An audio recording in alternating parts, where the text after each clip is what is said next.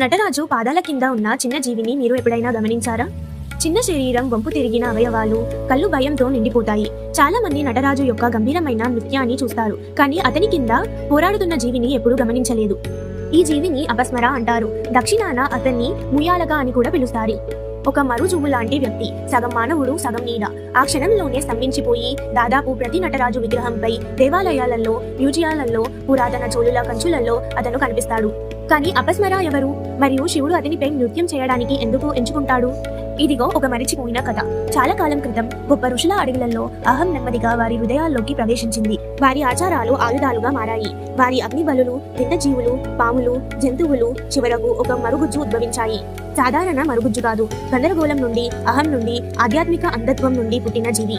ఈ మరుగుజ్జు అపస్మర, అజ్ఞానం యొక్క శక్తి. అతను ప్రపంచమంతా తిరుగుతూ మాయను వ్యాప్తి చేశాడు. జ్ఞానులు తమ జ్ఞానాన్ని మరిచిపోయేలా చేశాడు. గర్విష్ఠులను తాము అజేయులమని నమ్మించేలా చేయడం. ఋషులు నియంత్రణ కోల్పోయారు. వారి సృష్టి, వారు ఆరాధించే జ్ఞానాన్ని నాశనం చేయడం ప్రారంభించింది. కాబట్టి శివుడు యోధునిగా కాకుండా, ఆయుధాలతో కాకుండా, నటరాజుగా ముఖం మీద ప్రశాంతమైన చిరునవ్వుతో కనిపించాడు. అతను ఒక కాలను పైకెత్తి దానిని అపస్మరపై దృఢంగా కదలకుండా ఉంచాడు. అతన్ని చంపడానికి కాదు, కానీ అతన్ని అదుపులో ఉంచడానికి. ఎందుకంటే అజ్ఞానం ఎప్పటికీ పూర్తిగా నాశనం చేయబడదు. అది శాశ్వతంగా అదృశ్యమైతే జ్ఞానం దాని అర్థాన్ని కోల్పోతుంది. కాబట్టి అపస్మర జీవిస్తుంది, కానీ ఎల్లప్పుడూ శివుని పాదాల కింద ఉంటుంది. ఎప్పుడూ పైకి లేవడానికి అనుమతించబడదు, మనసును పాలించడానికి అనుమతించబడదు. తదుపరిసారి మీరు నటరాజు విగ్రహాన్ని చూస్తున్నప్పుడు దగ్గరగా చూడండి.